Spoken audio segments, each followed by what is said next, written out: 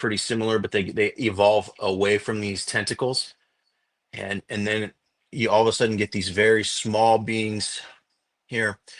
And if you look up here, it shows a three-fingered hand, which is really interesting because of the Nazca mummies are three fingers, right? And then over here, you've got these planets, and like this one here is being destroyed. So is that Tiamat or something in our galaxy, like you say, an intergalactic war, possibly? It shows these No doubt. pyramids with UFOs on top of them. Um, Down here, we've got, you know, the bird guy with the DNA. So this tablet's really fascinating. It's got a ton of information, but the fact that it shows these different beings like this here, I mean, this guy's super tall, but he's more humanesque. So I believe this is their creations before us. I think that there was a many creations that they had that were failed experiments. As in the Bible, it talks about one of the reasons for the flood was that they had a lot of corrupt genetics through the Nephil mutations, and they flooded the earth to get rid of them. However, in Genesis, it does say that there was Nephilim on the planet after the flood as well. So I think that that is really something that we have to look at, because in the fall of Babel happened because they worshiped their gods with stone idols. That was one of the reasons. And so likely we're looking at those stone idols that were utilized to worship those demigods versus the real God, and that's where this whole thing comes into play. The demiurge was created by Sophia, and the Sophia was a direct emanation of thought that came out of the source. So if you look at this on a lot of these, you see these beams or these rays coming out of this. This is a better Yes, one here. You I see the love five that emanations, right? Five source. emanations that are feeding the pyramid eye, which then feeds the pineal gland. And so this source emanates its thoughts, and out of those thoughts, the Sophia, which is wisdom, she didn't use her partner. See, all these thoughts were created in pairs, and they were supposed to create new realms and new universes in pairs, so it balanced out these universes.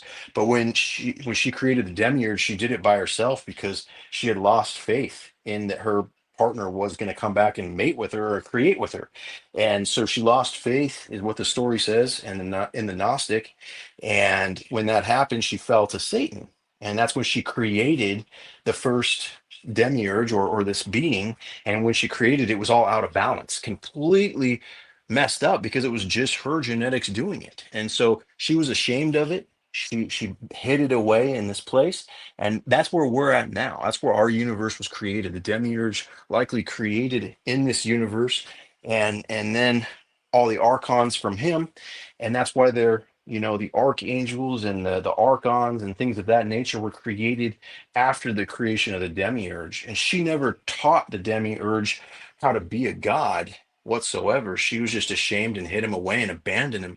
And so this talk about the demiurge and the guise of the demiurge keeping us all slaves here on this planet from Yal the Baal, it's really an interesting thing, because if you look at this magnetic sphere that was warped by the CME, and you think about this, okay, well, maybe our powers are being limited. Maybe we are being held at 10% brain capacity, because the 14 volts or whatever we have when we're a baby, it starts decreasing as we pick up knowledge and information.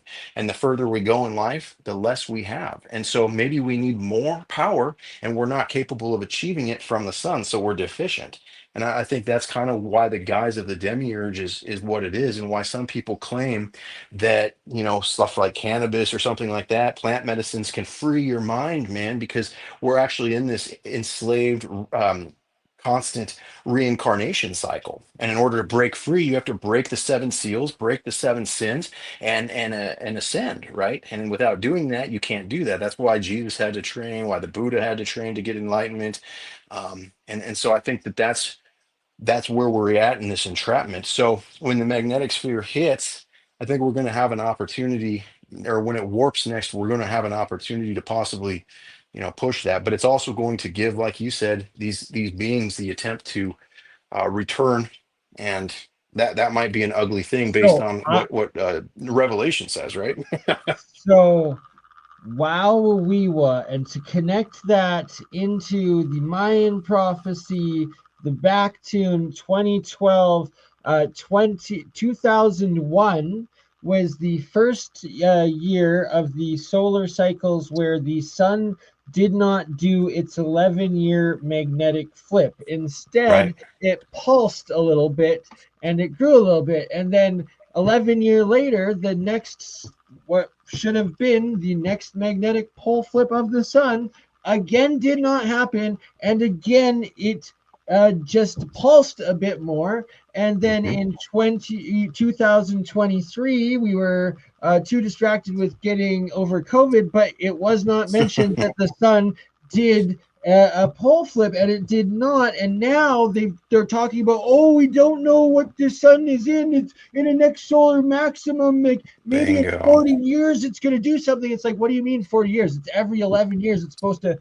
flip It's going its to happen in pole, July. but it doesn't do that, and it's now being seen as white, no longer yellow. What is white? White is the full spectrum of light, and it's pulsing. Our sun has just taken a into the new sixth or fifth age of man is a white pulsar. It is no longer that yellow little brown dwarf. It is literally turning into this white pulsar, and it is giving us a full spectrum, but it's giving our whole solar system a full Yep. spectrum. Was Tiamat, was Marduk like the home planet of potentially one of our demigods or something? And like, there's a lot more to the wipeout that happened, and Yeah. that is this Nibiru that's way out there.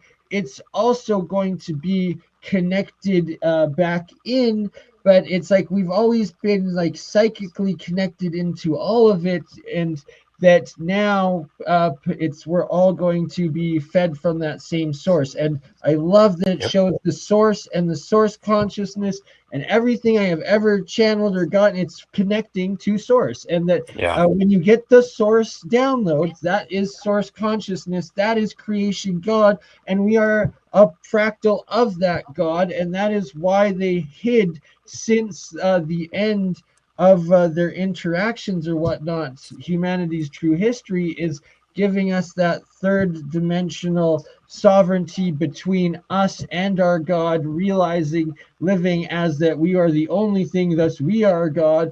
And then when we get reconnected with the demigods that created us and can now be re-interacting with them, but we're now as equal demigods with the different weapon technologies and everything else, where it's like we're not just these slave apes, we have other weapons that can also wipe it out. And that's the whole thing, right? It's gonna be Yeah. interesting.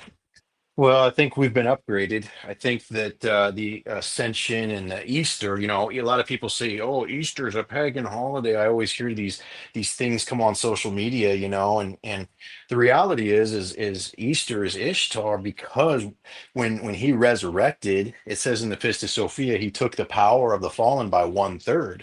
Well, how did he do that? Well, remember earlier I was saying that they when the Sophia fell and hid him away. Well, she left, and when she came back to check on him, he trapped her soul, and then he then had the Trinity power and was able to abuse her and into creation. And so that's where all these creations came from, and why they were just abusing it. And so if you look at that Pistis Sophia story, um that's the resurrection. When he died, he went down and punished them, or took their power by 1/3. And it also says that she went with him and he hid her away. And so that might be why we have remote viewers viewing this star system, quite a few thousand light years away, where the souls are traveling when they die, because she may be hid away there. And if that's the case, we absolutely might actually be seeing evidence of that with this star system that they remote viewed. And like then it's like from different levels of these what is called demigods and different things, and that that there could be these Palladians or all these other different star system like humanoids, things that could have came and seeded the whatever the giants or the titans were from that used to inhabit Mars with its pyramids, that used to be Right. on the Tiamat, the fourth planet that is now. Why does the asteroid belt not fit into any model of trying to re-render what happened? That's because it got blown up and was a planet. That's why it doesn't add up. That's why there's Right. all of these little small microplanets. So those were its moons. And, so for all we know, all these creation stories are true of these, what we call aliens coming, and that they could have seeded whatever demigods were somewhere else in our solar system. And then it was Mhm. those things that then created us here, and that those things got wiped out. Who knows? Like, it would have been a war of gods, essentially, the war in the heavens. And Let's see if I can find a piece. So on these pieces, here we go. You can see that there's Saturn on all these things, and we found that Saturn is likely the demiurge. And so Saturn worshipped in the Roman, all this, they were worshiping the demiurge. And so when you look at the Romans and how they became Catholics overnight, yet they inherited a lot of things, likely that's how they could keep the demiurge worship alive. And that's why a lot of people think that the Catholic Church is satanic, because they probably worship a being that was fallen to Satan as their God rather than the source itself. And that's a sensitive topic, and I'm not trying to get too far out of here, oh, out of line, but but nonetheless, hey, it's an that interesting that's turn. key. That's It key is. because It is. they interject between the individual humans' sovereign right, right? They take that Hmm. sovereignty away. So that's humans enslaving humans and taking away the individual's connection to God, and then feeding it and enslaving it to Bingo. energetically the source that is still suppressing us, right? That's Yep. And that's why I keep going back to that demiurge story, and why I've researched it so heavily, because it is it's why the Cathar were completely genocided, probably. It's why the Crusades and all this stuff seem to be so ridiculous in terms of violence and gruesomeness. It's like, to go in and colonize people and convert them to Christianity. How does this have to destroy everything and melt everything that they believe down? But seeing this now, this is what they were melting down. This is what they were hiding when they went there. Um, it wasn't the stuff in the museums. you've got a question in the chat, and I personally hope you would live stream yourself returning it to them, but making sure you're allowed to live Let me read stream this the here. return of the demigods. And Oh, oh my God, Mike, are you going to be the first human to have an interaction when the return of the demigods come, when they demand their artifacts back? I believe that these artifacts are not the demigods per se, but these were the stone idols made to worship them, and that the demigods would come into these places. And when they did, I believe that these pieces glow. I haven't showed this tonight, but I'll flip my lights here so you can see it.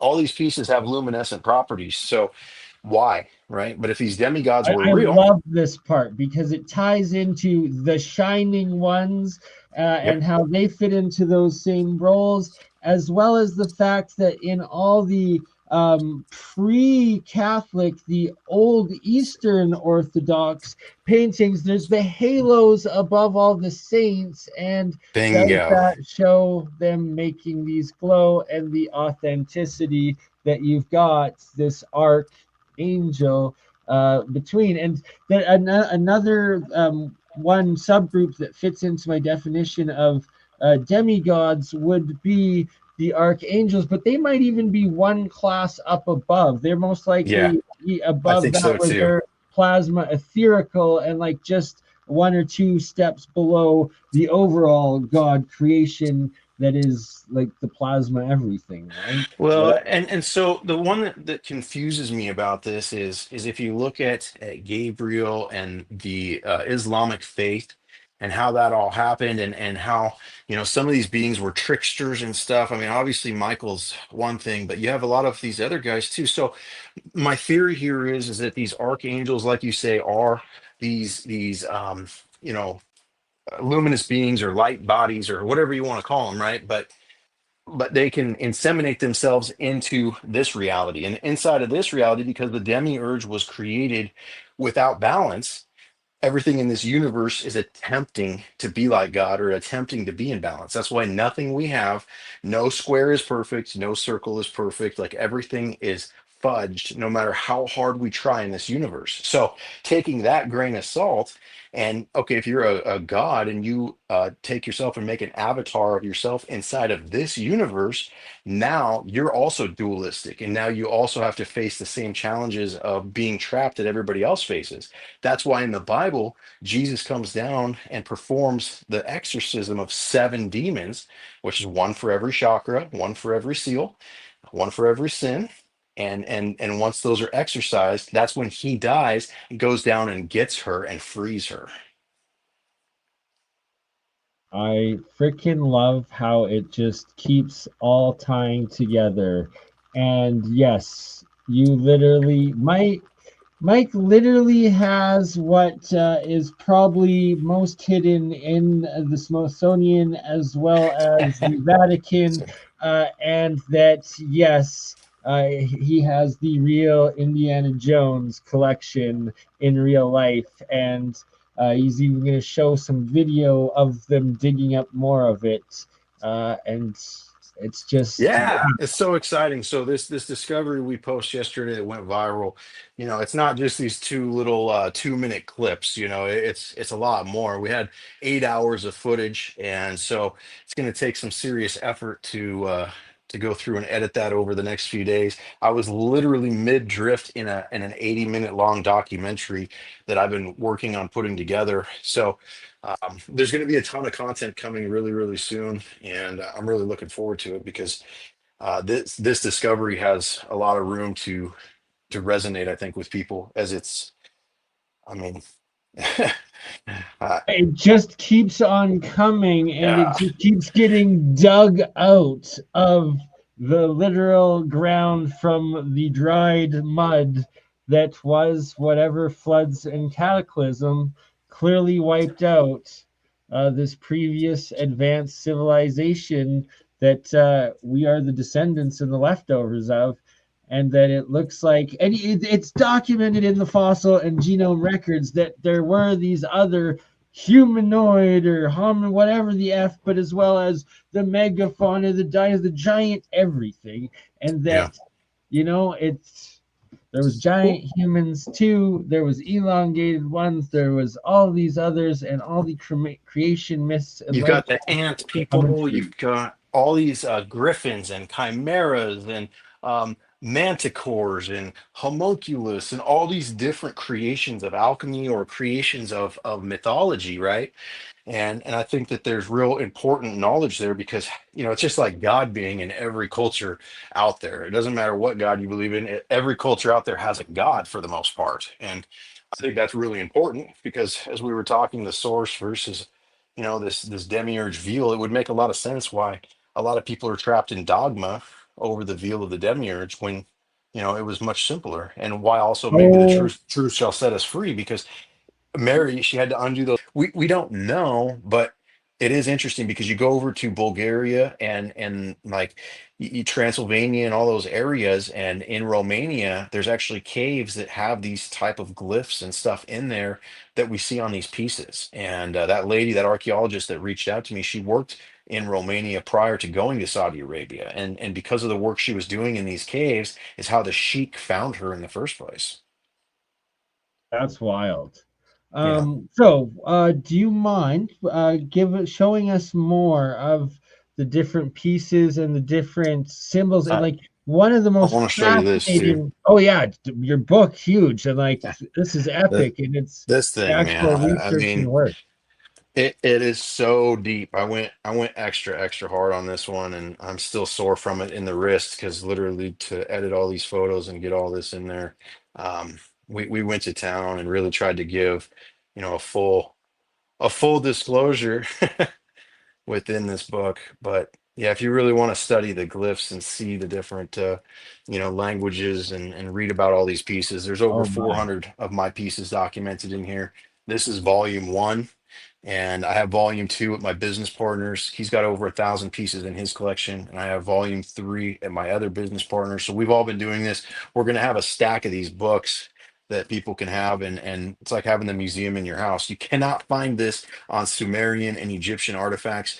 They don't do this because they want you to visit their museums. They do not publish this data in its entirety for a reason to keep us suppressed. And I'm changing that.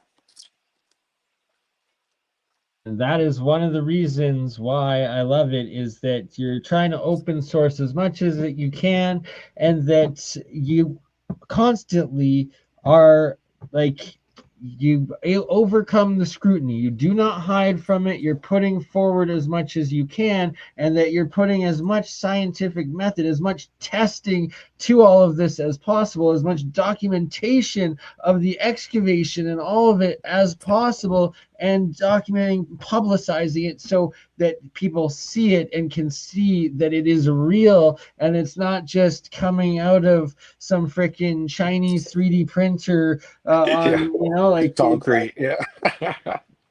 right. And yeah, if Yeah. you don't mind just showing some of the more Yeah. pieces with Yeah, both you have to the switch camera. Oh, actually, that camera died here. Hang on, I can flip this one around still. It might not be as nice a quality, but oh yeah, it is dead. Okay.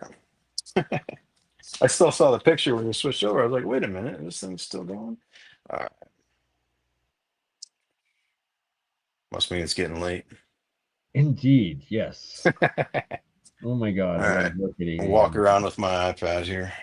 Amazing. Sorry Like if it's shaky. Guess I'm literally holding the no big tablet museum here. would do this. They would charge you money to come in, and here Mike is giving away for free and sharing with the world so you can know that these things exist and their documentation coming out of the ground in Mexico next to the pyramids where it's all documented. But look at that. It's got Mesopotamian, Egyptian, elongated skulls, potentially like Reptilian. rays, the reptilians, like Thoth. It's all in there. It's so awkward trying to be backwards with this. Sorry if I'm trying to like get the right stuff on there, but it's all backwards. There's Thoth. What's interesting about this Thoth Hmm. though is he's very different looking, and I don't know if that is Thoth, but you can see it's like a scaled with a much longer beak. I've actually only seen this being on this piece. I've never seen it depicted that way on any others. This piece is really special. It's a 4 foot star map. And what's interesting is we these star maps. I'll show you a better picture of them here. These have the night sky on there, and there's a sea. You can see the sea over on the left side. That represents the North Star, and so you can put that into the AI now, and it'll tell you when the last time the night sky was in this formation. And so we're getting some really interesting dates and AI translations of these objects. Um, so if you're interested in that sort of stuff, you can go to our website, and there's tons of pictures on there that you can take and put into AI if you're curious about them and you want to ask questions about them. And then we have a subreddit, Alien Carvings, and you can post your translations and the stuff that you get from there. And we're trying to keep a database of as many translations and as many ideas about asking AI different questions about these pieces, compiling. Hold on, You hold know, on. You got to go back to that bottom one because it's what looks like the Babylonian sort of thing, but it also kind of actually looks more like what you just showed before, depicted as Thoth. So is that actually Thoth depicting with the handbag and the pine no, cones potentially? No? no, I think the bird was a different being. It talks about the avians that were divine messengers and helpers, I believe. That's their relation. Now, if you look at in the Hindu, there's a being named. I'm gonna try to the Hindu. I butcher it always. It's not Brahma, but it's a bird-headed being that looks very similar to Horus and Thoth. And so I think we see. this being in some of these pieces, but no, Thoth is usually really exemplified. I'm trying to find a piece that he's on here right now. But then we also have, this is another good example here. This guy, I mean, it could be Thoth as well, but Right? Yeah. he's a very different pointed face. Could be Set.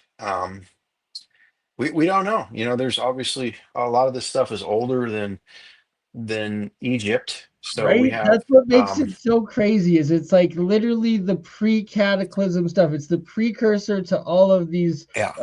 it's the foundry. It's showing exactly what it should be. It's like slightly different, but like what ties it all together, and it's literally depicted in all of these. It just Are you blows my familiar with the mind. Gosford glyphs? Well, yes, I am in Australia, and Yep. they also tie in perfectly. Not only that, there's a symbol on the one side that absolutely looks like a UFO. And if you look at these pieces, I'm trying to find, well, I can show you on there, kind of, but they has this similar type of UFO on the Gosford glyphs. Now, what's interesting there also is that the Gosford glyphs are written in a proto hieroglyphic language. So that's kind of, really bizarre because how did these Egyptian guys get to Australia 5,000 years BC or whatnot? That's this doesn't make sense at all. And But they say it was a it storm does or when you whatnot, tie but in such things as the Crespi collection that right. also has these same proto languages and tablets with depicting the exact same things. This is not safe for work, so I apologize, but I wanted to show this because it's very important. Not only is it made of glass, okay, but this is obsidian. This is not your standard glass. This will scratch with a That's metal knife. obsidian? This is obsidian, bro. Blue or That's green obsidian. chemical obsidian green glass. Yeah, Wow. it's completely clear. Like you can see through it in a level. There's no air bubbles. I mean, this is the most beautiful piece of glass I own.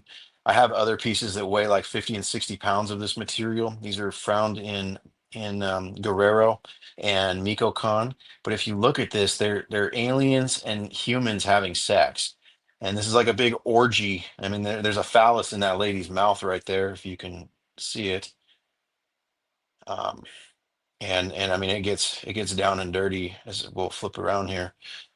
I'm not trying to gross anybody out, but I And find if that you that that held the that, if you holding their position that hair and over a stuff. I mean, candle, it would probably project that creation story image up, would it not? it does. Yeah, you can actually put the images on the wall.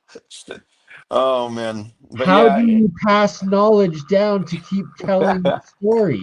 Well, that well, is the perfect artifact to show it and highlight it, no? yeah, and they have these too. Like I don't know if you see this right now? No, with just Maybe below. maybe Oh, we see half. Oh, here I'll bring it around.